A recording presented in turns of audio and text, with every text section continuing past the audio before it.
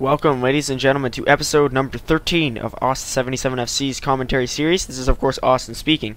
And today's episode is actually, we'll call it the Friday the 13th edition. Even though today is not the 13th, I'm casting it on a Friday, and it is my 17th episode. Of course, this game will take place on Metalopolis. In a cross-spawn, we have our Terran player, ZERGPRIME, quite an ironic name, as he is a Terran player, pitted up against Zion, our blue Protoss player, at the bottom left of Metalopolis, who sent in this replay. This is, of course, from my Zion emergency fund, which is one of 7 replays that he sent to me quite a while ago, actually a matter of weeks now, and every time I need a replay, I scour to these depths. Well, I scour the depths of Zion's emergency fund and pull out one of the replays. So this one was randomly chosen, and hopefully it'll turn out to be a good game, and I hope you enjoy watching this game as much as I enjoy casting it. So now we just have Zion with the traditional pylon strategy, and ZERGPRIME with the a very fast gas, so perhaps he will be transitioning into reactored Hellions or more of a gas-demanding play, of which I am not aware of too many varieties. I'm not exactly acquainted with my Terran gas play, but hopefully in good time it will become. And I do apologize if I seem quite short of an expert. Not sure why ZERGPRIME's rally point was set here, but nonetheless, I believe from what I can remember, early Terran pressure could be reactored Hellions or cloaked Banshees, because this is an extremely early gas, actually before any supply depots or barracks, so perhaps even a cheese involving gas. Nonetheless, we have Zion Scout while he builds his gateway and second pylon, as ZERGPRIME just has this idle worker, and he's made just several minor worker micro mistakes, with, of course, the failed, well, not necessarily failed, but the misplaced rally point, leaving 2 idle workers. So now, ZERGPRIME is building a supply depot deep into his base, as Zion searches desperately for some sort of structure. I'm sure at this moment he is panicking, trying to find a Terran structure. By the way, I am unaware of if this is, and of course, I cannot think in the mind of ZERGPRIME, but I'm unaware as to whether or not this is actually an orchestrated strategy, or perhaps he was busy with something and got caught up and was forced to build. As such, though, almost entirely, Protoss players Terran players opt for the supply depot, barracks supply depot. Nonetheless, we have a cybernetics core in production for Zion, so we can expect perhaps some early warp gates. And a tip for Zion, even though this game has already been played, if he were to opt for 4-gate early pressure, that would do him wonders against his opponent in the state that his opponent is in, with this barracks only now finishing. Even a quick zealot rush actually would prove successful off of just 3 gateways, not warp gates. So we just have these 2 gateways, 1 in production, 1 finished, with warp gate researching and assisted by Chrono Boost. And as we can see, even by this population so early in the game, 4 minutes in, ZERGPRIME is behind, Zion's population almost doubling his. And he has the bunker here near the ramp of his main with a reactor on the barracks, so I'm not sure why he would invest in such an early gas if he's going for a reactored barracks. Usually it would be more of a tech lab, and then into a factory tech lab, and then into a starport tech lab. But perhaps he could produce a factory and then lift it off and have the reactor for Hellions, of which, well, I am quite convinced at this point he could be going for reactor Hellions, but with these 2 bunkers, it's improbable, as he's most probably using this reactor to produce Marines for these 2 bunkers, as Zion is currently in the process of warping in a 3rd gateway, all the while awaiting desperately for warp gate to finish. I'm not actually sure if he is desperately waiting, but of course I am one for adjectives, as we calmly and zoom-inedly observe these SCVs at work. Just an average day at the office, even though the office is this unrealistic multiple meter stretch between minerals and a base, which I've always found quite comedic. I mean, it's hard to justify any StarCraft 2 economy, no matter the situation, even in campaign.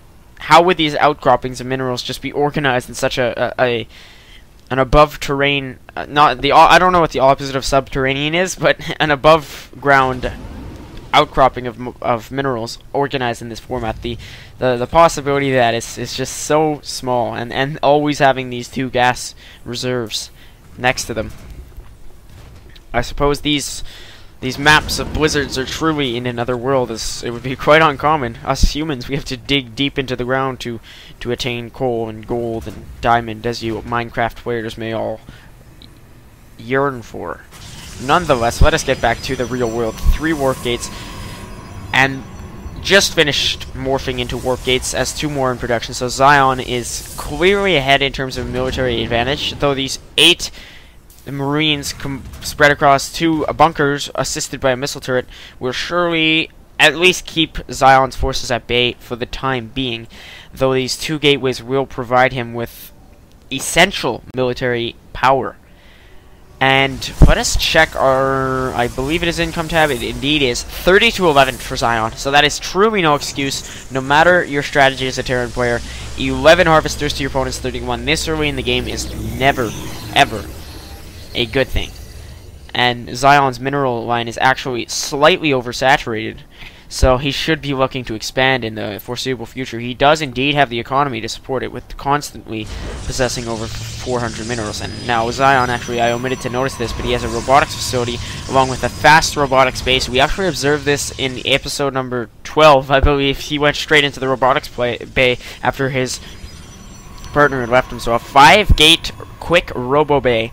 Quite an intuitive strategy, as he has just 2 more pylons spreading out the power throughout his base. That's not 2 more, actually, quite a number of pylons. So smart vision from Zion. I do suppose he's expecting some sort of drop or cheese with this level of pylons spread as this robotics bay slowly but surely warps in. And now we have this Ghost Academy from ZERGPRIME along with a sensor tower. So an extremely eyebrow-raising strategy, especially with this 19 population of his. Perhaps it is a truly a ballsy move, as perhaps more popular commentators would say. This missile turret getting the observer kill.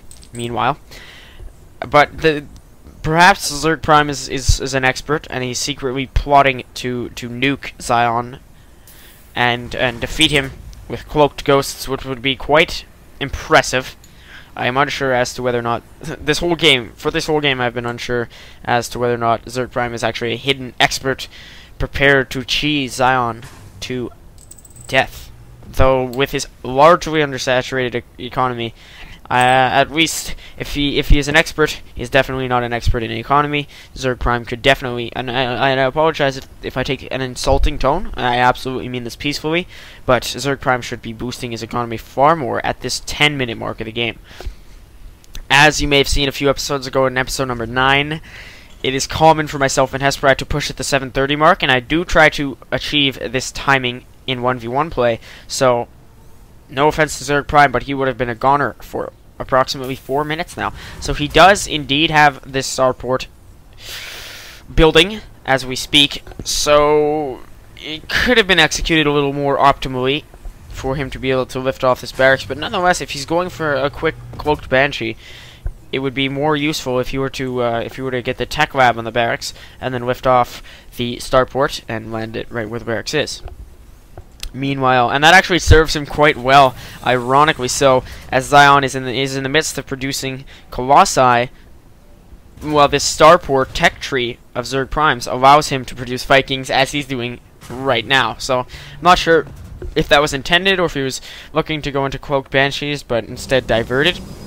Nonetheless, we have 5 zealots warping in for Zion, and just this 83 population to 21 for ZERGPRIME. I truly am unaware as to whether or not he will be able to hold off, no matter the tech route he goes about.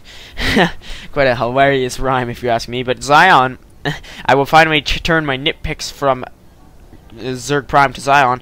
He has this forge so late in the game, and if you are any player, Protoss, Zerg, or Terran, upgrades are essential. If you play an opponent of equal skill and equal military size, the way to go is to invest in upgrades.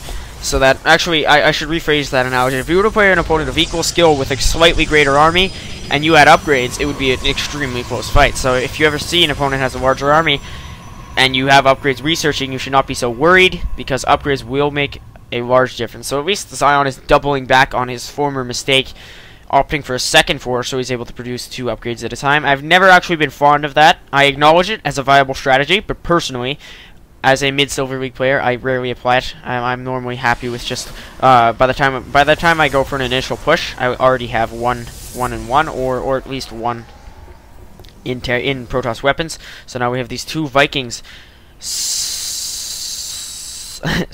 I did not know what adjective starting with S to use. It just popped into my head. These 2 Vikings scouring. I did use scour before, so I apologize for the lack of diversity.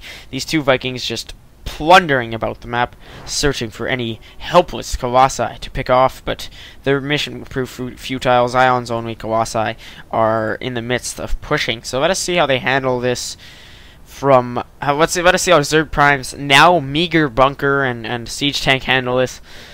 No offense to him, but the odds are quite favorable in Zion's favor, as we have reached the quarter of an hour mark in at least the replay, not the physical game. Well, the physical game would have been 15 StarCraft minutes, but StarCraft 2, of course, this matchup occurred at the faster speed.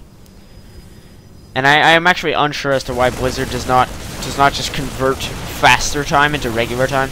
That is quite confusing for me, but nonetheless, Zion's forces actually, no offense to ZERGPRIME, but obliterating his forces almost spontaneously as these extended thermal lands, not yet upgraded Colossi, push into ZERGPRIME's base. And so Zion did indeed dominate this game, and I would expect an imminent GG to be omnipresent in the next few seconds or minutes.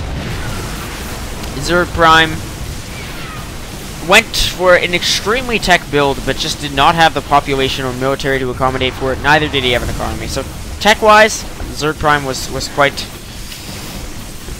I won't exactly say intelligent, but he was quite ballsy. The only ghetto adjective I have is quite ballsy in going about his strategy, and he says here that was fast. Perhaps he's slightly new to the game, or rusty, or something of the sort, as an economy is truly the backbone of any game, as Zion just digs in to ZERGPRIME's forces. Perhaps ZERGPRIME is naturally a Zerg player experimenting with Terran. I am unaware as to his background. And these Zion with the GG, although ZERGPRIME has yet to GG, so that will most likely be the game. I see not how ZERGPRIME would be able to win it. So here's this 1 missile turret under siege by Zion's forces, and it will fall. That should be the game. ZERGPRIME no longer has any forces, so that was it. Thank you very much for tuning in. I apologize for the slightly short episode, but nonetheless, it was from my supposed Zion's emergency fund. Thank you to him for sending in the replay. Thank you to you for watching. I will see you next time at episode number 14. This is Austin signing off. Goodbye.